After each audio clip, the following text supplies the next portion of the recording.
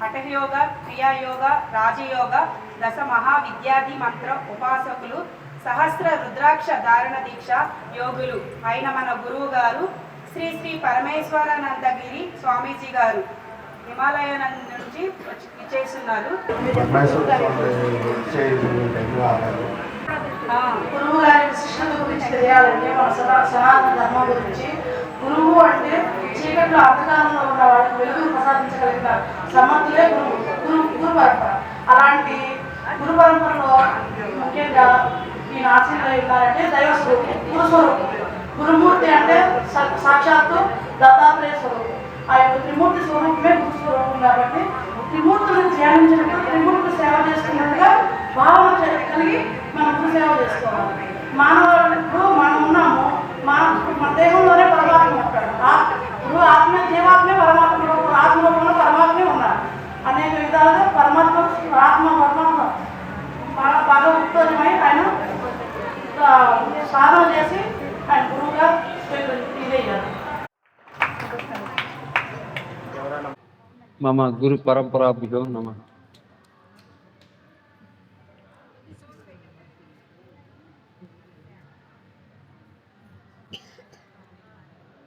అందరు ఎలా ఉన్నారమ్మా? పండగ వాతావరణం కాబట్టి బాగున్నారా? పండగ వాతావరణం అయిపోతే మళ్ళీ డల్ అయిపోతారా?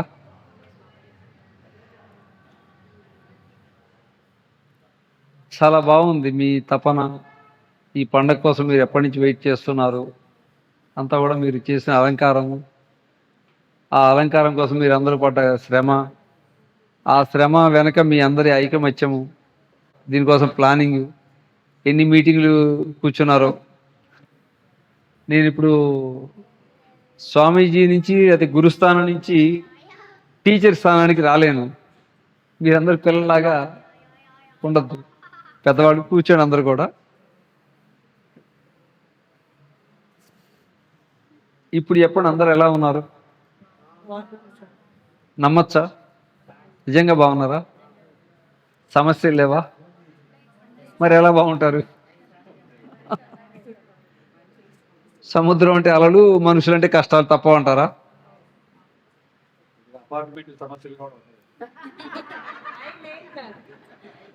అవి కమిటీ ఉన్న దానికోసమే. ఏదో అంటారు కదా, ఒక చిన్న చిరునవ్వైనా శత్రువుని కూడా మంచివాడిని చేసేస్తుంటా. చర్చిస్తే ఇండియా పాకిస్తాన్ లాంటి సమస్యలు కూడా క్లియర్ అయిపోతాయి. ఇంత చిన్న అపార్ట్మెంట్లో ఏముంది, ఎందుకు తెరవు, తీరితే పర్లేదు, కూర్చొని సక్రమంగా మంచిగా కూర్చొని మాట్లాడు. ఒక సిట్టింగ్లోనే ఇంత బాగా అలంకారం చేసినాడు, ఒక చిన్న మీటింగ్లోనే ఎందుకు చర్చలలో ఇది అన్ని సమస్యలు క్లియర్ అవ్వవు, అన్నీ క్లియర్ అవుతాయి, పర్లేదు. మరి అందరూ బాగానే ఉన్నప్పుడు కష్టాలు తప్పవు అన్నప్పుడు మరి ఎందుకు దేవుణ్ణి పెట్టుకోవడం మనం? రకరకాల ప్రసాదాలు తినొచ్చనా?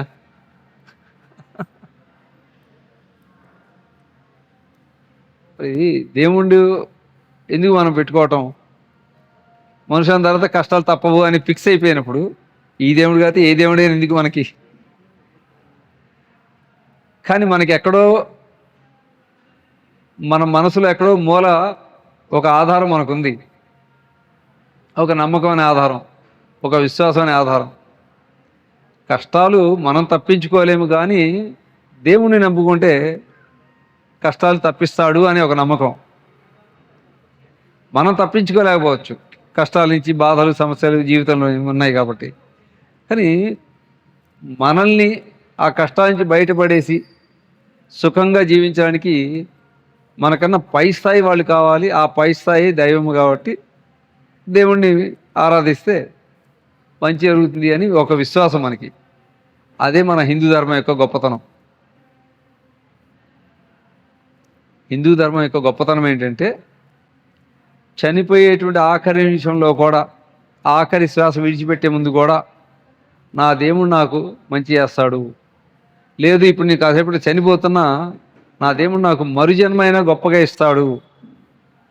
ఆ నమ్మకమే, ఆ విశ్వాసమే మన ధర్మం ఇచ్చేది. దాన్ని మనం స్ట్రాంగ్గా పెంచుకోగలిగితే ఆ విశ్వాసాన్ని, సమస్యలన్నీ తీరిపోవటం మొదలవుతాయి.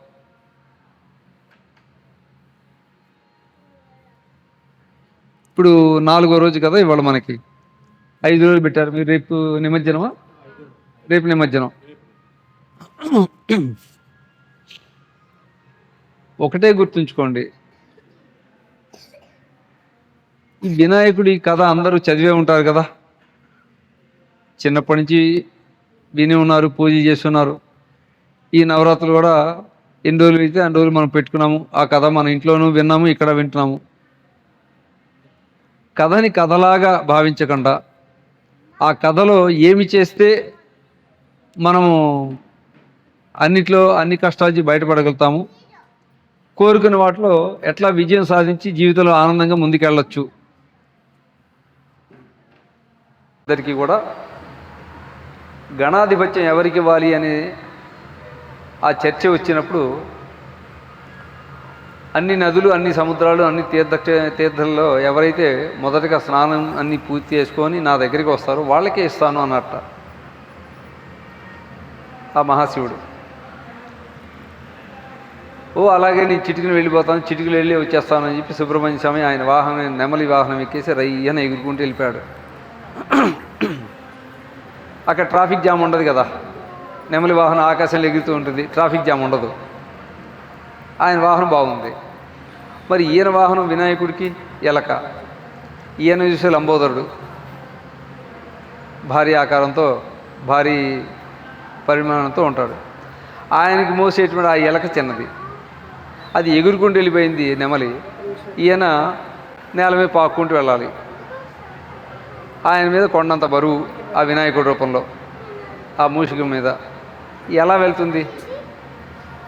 అందుకని వినాయకుడే వెళ్ళి, తండ్రి ఇలాగైతే ఎలాగా, ఇది ఏం పరీక్ష, నేను ఎలాగా ఇప్పుడు విజయం సాధిస్తాను అని చెప్పేసి. అప్పుడు సాక్షాత్ శివుడు చెప్పినటువంటిదే, అన్ని తీర్థక్షేత్రాల్లో, అన్ని నదుల్లో, అన్ని సముద్రాల్లో స్నానం ఆచరించే వచ్చే పుణ్యం కన్నా కూడా నీ తల్లిదండ్రుల చుట్టూ నువ్వు ప్రదక్షిణ చేయి, ఆ తర్వాత వాళ్ళ పాదాలకు మొక్కి నువ్వేం కావాలన్నా అది కోరుకో, ఆ తర్వాత నీకు జరగాల్సింది జరుగుతుంది అన్నారు. వినాయకుడు వెంటనే తల్లిదండ్రులు ఇద్దరు చుట్టూ ప్రదక్షిణ చేశాడు, వాళ్ళ పాదాలకు నమస్కారం చేశాడు.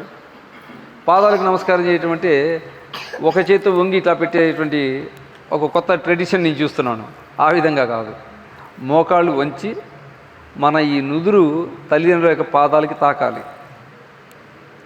తలరాత మార్చాలి అంటుంటాం కదా, ఆ తలరాత మారేటువంటి అవకాశము ఈ నుదురు ఎప్పుడైతే తల్లిదండ్రుల పాదాలకి తాకుతుందో అప్పుడు మనకి జరగాల్సిన మంచి జరుగుతుంది, దానికి అడ్డంగా ఉన్నటువంటి చెడు తొలగిపోతుంది. వినాయకుడు అదే చేశాడు. ఇక్కడ మనం ఆ కథ చదివేసుకుంటున్నాము, వెళ్ళిపోతున్నాము, అక్షంతలు తల మీద వేసుకుంటాం, తీర్థప్రసాదం తీసుకుంటాం, ఆ పండగ బాగా జరిగింది అనుకుంటాం, అయిపోతుంది. ఏదో ఒక రోజు ఒక వినాయక చవితి వచ్చినప్పుడల్లా నాకు చిన్న జోక్ గుర్తొస్తూ ఉంటుంది. అంటే ఎప్పుడో ఎక్కడో చదివాను పేపర్లో, చుట్టూ చేరి భజన చేసిన వాళ్ళే ముంచేస్తారు అనేసి. రోజు భజన చేస్తున్నాం, మనం ఆరాధిస్తున్నాం, ఒకరోజు నెలలో ముంచేస్తున్నాం ఆయన్ని. సో మన చుట్టూ చేరి మనకి భజన చేసేవాళ్ళే మనల్ని ముంచేస్తారని అట్లాగా. సో రోజు ఆయన్ని మనం పూజ చేస్తున్నాము, వెళ్ళిపోతున్నాం, అయిపోయింది. మళ్ళీ ఇంకోసారి వినాయక చవితి వచ్చినప్పుడు మళ్ళీ ఇదే విధంగా చేసేస్తాం. మళ్ళీ కొన్నాళ్ళు ఉంచుకుంటాం, చక్కగా భక్తి ప్రపత్తుల పూజ విధానం చేసుకుంటాం, మళ్ళీ ఎవరు నీళ్ళ ముంచేస్తాం, నిమజ్జనంతో అయిపోతుంది. ఇట్లాగా ఈ పిల్లల వయసు నుంచి ఇక్కడ పెద్ద వయసు వాళ్ళ దాకా ఎన్నో సంవత్సరాలు ఇవన్నీ జరుగుతున్నవి. మరి ఆ పూజ చేసినా మన జీవితంలో ఎందుకు కష్టాలు తీరట్లేదు? పూజని పూజలాగా చదివేసుకున్నాం, పంతులు గారు పిలుచుకున్నాం, ఆయన వచ్చారు, కథ ఇచ్చారు, పూజ చేశారు, తీర్థప్రసాదం ఇచ్చారు, అక్షంతలు ఇచ్చారు, వెళ్ళిపోయారు, అయిపోయింది. దానిలో ఉన్న నీతిని, దానిలో ఉన్నటువంటి ముఖ్యమైన పాయింట్ని ఎవరు పట్టుకున్నారు? ఎంతమంది ఆచరించగలుగుతున్నారు? మీకు 60 వయసు వచ్చి ఉండొచ్చు, 70 వయసు వచ్చి ఉండొచ్చు, లేకపోతే ఇంకా ఎక్కువ అయ్యి ఉండొచ్చు. ఇక్కడ మీ అందరికీ ఎంత వయసు అయినా రానివ్వండి, ఇప్పుడు 60-70 సంవత్సరాలు వచ్చిన మీకు మీ పిల్లలకి పెళ్ళి వయసు ఇచ్చినా కూడా వాళ్ళు మీ కంటికి ఇంకా చిన్నపిల్లలే కదమ్మా. 90 ఏళ్ళ వయసు వచ్చినా కూడా వాళ్ళ పిల్లలకి 60-70 సంవత్సరాలు వచ్చినా కూడా ఆ తల్లిదండ్రులకి వీళ్ళు చిన్నపిల్లలే ఎప్పటికీ. అదే తల్లిదండ్రుల ప్రేమ, వాళ్ళంత గొప్ప మనసు. మరి మనకి కూడా ఎంత పెద్ద వయసు వచ్చినా సమస్యలు తీరట్లేదు, కొన్ని బాధలు కష్టాలు తీరట్లేదు, బయటపడలేకపోతున్నాం అంటే ఎక్కడో జరగాల్సింది జరగలేదు. ఏం చేయాలి దానికి? ఈ పాయింట్ని మీరు ఆచరించి చూడండి. ఇప్పుడు మీకు పెద్ద వయసు అయి ఉండొచ్చు, మీ తల్లిదండ్రుల్లో ఒకళ్ళు కాలం చేసి ఉండొచ్చు, ఎవరో ఒకళ్ళు, లేకపోతే ఇద్దరు కాలం చేసి ఉండొచ్చు, లేకపోతే ఇద్దరు ఉండొచ్చు. ఎవరు ఉంటే వాళ్ళకి మీ తల్లిదండ్రులు వాళ్ళని కూర్చోబెట్టి పాదాలు కడిగి, ఇప్పుడు ఎవరో నేను ఎక్కడి నుంచో వచ్చాను, నా గురించి హరిబాబు గారో మరి ఇంకెవరో మీకు చెప్పుంటారు, సరే మంచి ఆనందంగా రండి, తీసుకురండి, పర్లేదు అన్నారు. ఎవరో ముక్కు మొహం తెలియనటువంటి నన్ను స్వామీజీ అన్నారు, గురువు గారు అన్నారు, గురూజీ అంటారు, తీసుకొచ్చి ఆ మహానుభావులు దంపతులు హారతి ఇచ్చారు, పాదాలు కడిగి తీసుకొచ్చారు. మరి బయట నుంచి వచ్చి నా మీదే మీరు ఇంత గౌరవం చూపించినప్పుడు, నా దగ్గరే మీరు ఇంత భక్తిగా వినయంగా ఉండి నా పాదాలు కడిగినప్పుడు, మీకు జన్మనిచ్చిన తల్లిదండ్రుల దగ్గర మీరు నమస్కరించి వాళ్ళ పాదాలు కడగడానికి మనం ఎందుకు మొహమాట పడాలి? ఎందుకు ఆలోచించాలి?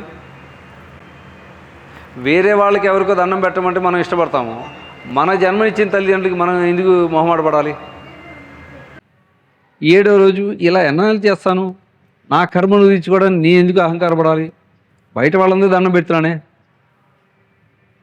నా తండ్రి లాంటి వాళ్ళని, మా అమ్మ లాంటిదని, స్నేహితుల తల్లిదండ్రులకి నేను నమస్కారం పెడుతున్నానే ఒక పండగ సందర్భంలో, ఏదైనా సందర్భంలో. నా ఇంట్లో వాళ్ళకి నేను ఎందుకు దండం పెట్టకూడదు? 7వ రోజు లాభం లేదనుకున్నా తెగించేశాను, పూజ పెట్టాను, ఆ మహానుభావుడు చెప్పినట్టుగా చేశాను. మీరు నమ్ముతారో ఆన్ ద స్పాట్ మోకాళ్ళ మీద కూర్చొని ఎప్పుడైతే క్షమాపణ కోరానో వెంటనే ఆమె మా పిన్ని నా భుజాల మీద, 2 భుజాల మీద అట్లా చేసి, చీచి నువ్వు చిన్నపిల్లాడివి, అట్లా ఏంటి ఇదంతా చేస్తామని చెప్పి అసలు దీనికోసం చేస్తాంటే ఒప్పుకునేదాన్ని కాదు, నీది కాదు తప్పు, నాది తప్పు, చిన్నపిల్లాడివి, వయసులో ఉన్నావు, నీకు ఆ మాత్రం రోషం ఉంటుంది, అహంకారం ఉంటుంది, కానీ పెద్దాన్ని నాకు ఉండద్దా? నాదే బుద్ధి తక్కువ, నీతో డి అంటే డి అన్నాను, లేదు ఇంకెప్పుడు అట్లా మనసులో పెట్టుకోకు అని ఆమె ఏడుస్తూ నా తల మీద చేయబెట్టేసి, నాకు అటువంటి మనస్ఫూర్తిగా ఏమీ లేదు, ఇప్పుడు నువ్వు చేసిన నాకు మాట రావట్లేదు, ఆమె కూడా కళ్ళ నీళ్ళు పెట్టుకుని చేస్తాను. స్టిల్ ఆ రోజు నుంచి ఈ మధ్యకాలంలో ఆమె కాలం చేశారని తెలిసింది. నేను ఇంట్లోంచి సన్యాసం తీసుకోవడానికి వచ్చేసేది మా గురువు గారి దగ్గర హిమాలయాలు నాకు గురుస్థానం, అక్కడికి వెళ్ళిపోయేంత వరకు కూడా చక్కగా ఉన్నాం. ఈరోజు ఇంత తక్కువ వయసులో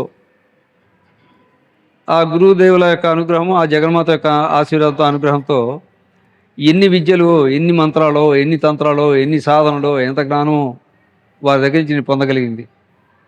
మిగతా స్వామీజీలు పీఠాధిపతులు కూడా ఆశ్చర్యపోతున్నారు, ఏంటి స్వామి ఇంత చిన్న వయసులో ఇవన్నీ ఎట్లా చేయగలిగారయ్యా అనేసి. ఇప్పుడు వాళ్ళు చెప్పారు నా గురించి మీకు పరిచయం చేస్తూ, హఠయోగ అంటే యోగాసనాలకు సంబంధించిన యోగ శాస్త్రం, రాజయోగ ధ్యానము దాంట్లోనే పూర్తి అంతర్ముఖమైనట్టు రాజయోగం, క్రియాయోగ ఉద్ధరించబడేటువంటి ఏకైక యోగ మార్గం, ఏ యుగంతో సంబంధం లేకుండా క్రియాయోగ, మంత్రం, తంత్రము, దశమహావిద్యలు, వారాహిలు, ప్రత్యంగరాలు, ఎన్నో ఎన్నో ఎన్నో గురువులు అనుగ్రహించడం, ఇది నువ్వు చేసి తీరాలి అంటాం. అలాగే గురుగారు అంటాం దాని గురించి సాధించుకుంటూ. సో మీరు మీ తల్లిదండ్రులకు చేస్తుంటే మీ పిల్లలు మీకు చేస్తూ ఉంటారు. ఇది మార్చుకోండి. చదువుకునే పిల్లలకైతే మెమరీ పవర్ బాగా పెరుగుతుంది, చదువుకుని బాగా గుర్తుంచుకుని ఎగ్జామ్స్లో మంచిగా రాయగలుగుతారు, కాన్ఫిడెన్స్ లెవెల్స్ పెరుగుతాయి, గ్రాస్పింగ్ పవర్ పెరుగుతుంది. ఉద్యోగాలు, వ్యాపారాలు అయితే మనల్ని గురుగారు ముందుకు నడిపిస్తున్నారు కాబట్టి మనం ఇక్కడి నుంచి మన తల్లిదండ్రులని ఆయన చెప్పినంత విధానంగా కాకపోయినా కూడా మంచి వాళ్ళకి కావాలంటే వాళ్ళది మినహాయింపు ఎందుకు ఇస్తున్నారమ్మా? మంచిగా మినహాయింపు ఎందుకు ఇస్తున్నారు? తల్లిదండ్రులు పూజ చేయడానికి మినహాయింపు అంటే ఇవ్వకూడదు. కాదండి, మేము ఇక్కడ ఉంటాం అనుకోండి, తల్లిదండ్రులు వేరే పక్క ఊర్లో ఉంటారు అనుకోండి, ఒకసారి అట్లా వెళ్ళండి, వారానికి ఒకసారి వాళ్ళు హాజరించుకోవాలి, ఒకసారి వెళ్ళండి, దీనికోసం వెళ్ళండి. అట్లాగా లేదా వాళ్ళని మీ దగ్గర పిలిపించుకోండి ఒక రోజు అట్లాగా. అమ్మ మినహాయింపులు అయితే నేను ఒప్పుకోను. అంటే ఇప్పుడు మా బాబు విదేశాల్లో ఉన్నాడండి, ఆయన తీసుకురావడానికి మా వల్ల కాదు, అందుకని చెప్పాను అలాంటి ఉండదు కదా. వీడియో కాల్ మాట్లాడతారు కదా, వీడియో కాల్లోనే నమస్కారం పెట్టించుకోండి, చేతులు నమస్కారం పెట్టమ్మా అనండి, ఆ వీడియో కాల్ నమస్కారం పెట్టించుకోండి, వచ్చినప్పుడు అప్పుడు పూజ చేయించుకోండి. చక్కటి సందేశంతో మనకి చాలా సాయంత్రం మంచి ఉపదేశాన్ని చక్కటి గురువు గారికి శతకోటి నమస్కారాలు.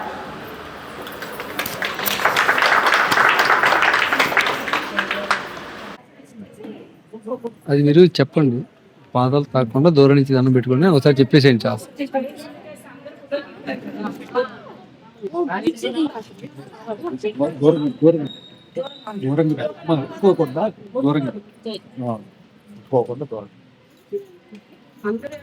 స్వామీజీ వెనకాల ఫోటోస్